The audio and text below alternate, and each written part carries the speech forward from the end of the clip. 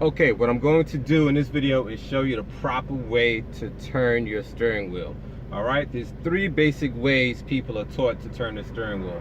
One of them is turn and cross over like this. We turn with one hand, cross over with the other. The other way is where you shuffle the wheel like this.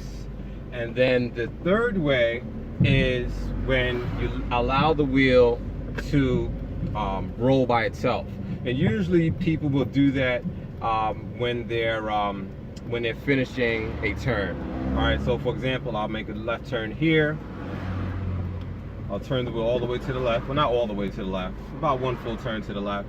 And then I'll go into the turn, and then as I'm ready to bring the wheel back, I'll let the wheel roll back by itself. All right, so those are the three basic ways people use to maneuver the steering wheel.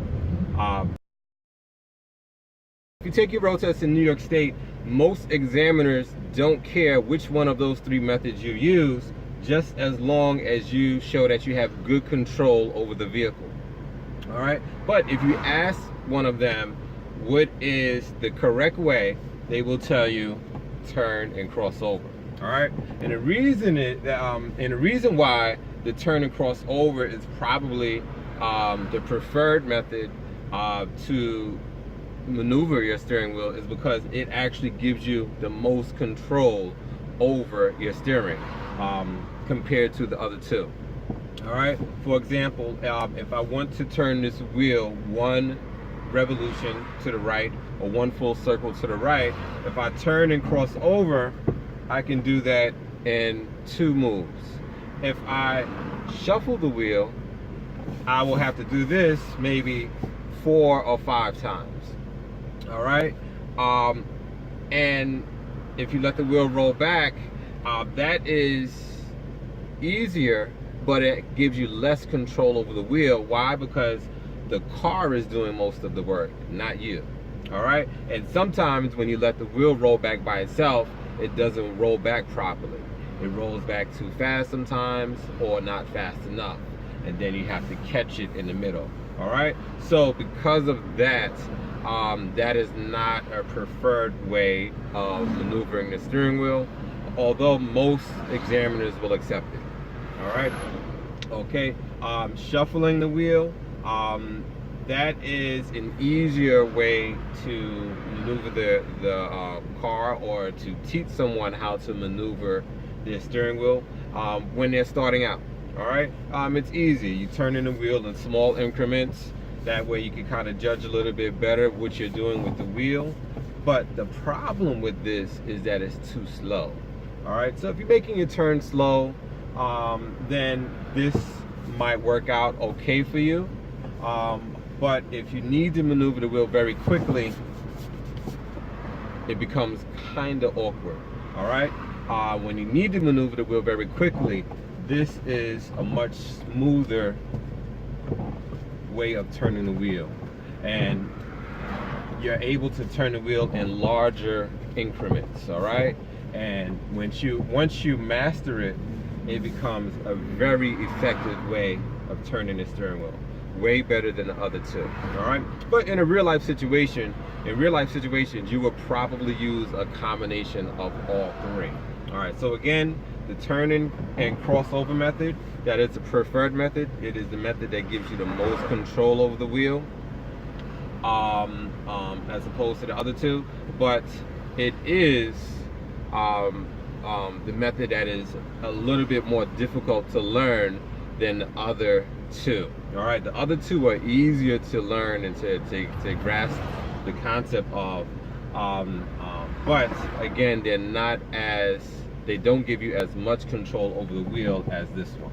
All right, so if you have time to work on it, this is the method that I would suggest that you learn and work on. All right, if you don't have time to work on it, then, and your road test is coming up very soon, just go with the method that you feel most comfortable with. Why? Because you don't want to try to do something that you're not comfortable with, because more than likely you're going to mess it up, especially if you're trying to do it on the road test. All right, so if you have time, try to get this method down pat. If you don't have time, then go with the shuffle method or the method where you allow the wheel to roll back by itself. All right, I prefer to teach my students the crossover method because it does give you more control over the car, and it looks smoother and it looks more professional. And there are some examiners who don't like the other two methods. The one where you shuffle and the other one where you let the wheel roll back. So, to reduce the chances of having a problem, I usually try to get all my students to do the turn and crossover method if we have enough time to work on it. All right, good luck.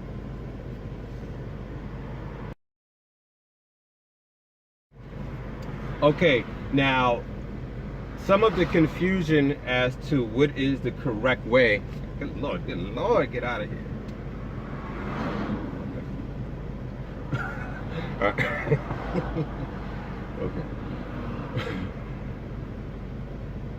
Okay. Okay, some of the confusion as to what is the correct way to maneuver your steering wheel comes from people who may be from other places. All right. When you take the road test in other places, other countries, other cities, they have different rules as far as what is acceptable and what is preferred and what is correct as far as turning your steering wheel, the proper way to maneuver your steering wheel. In New York State, this is the proper way to maneuver your steering wheel. All right. Like I said, most examiners will accept the other two ways. All right, but this is the preferred way, the hand-over-hand method. All right. In other countries, if you turn like this, if you do the hand-over-hand method, they will fail you. All right. So that's where a lot of the misconception comes from as far as what is the correct way to maneuver the steering wheel here in New York State. And that is because people who are from other places, who have taken the road test in other places, will pass that information down to their family and friends that are here, and they will tell them, okay, this is the correct way, this is not the correct way. All right. And that may or may not be true. All right. So the best thing to do is always get your information from a licensed driving instructor, preferably somebody who's been doing it a long time, and they can tell you they could give you the correct information. All right. Another reason why somebody might tell you not to do the hand-over-hand method is because they themselves don't know how to properly instruct you to do it without making a complete mess of it. It can be a tricky method to learn, especially if you're already used to doing a different method or a different style. When you're transitioning from a different way of maneuvering the steering wheel over to doing the hand-over-hand method, a lot of times you will become worse before you become better. So it may take a skilled instructor to properly instruct you how to do it in a short amount of time, or in a shorter amount of time. It will take some time to master the skill or get the skill down pat. But once you've got it down pat, it will make your ability to control your vehicle that much better.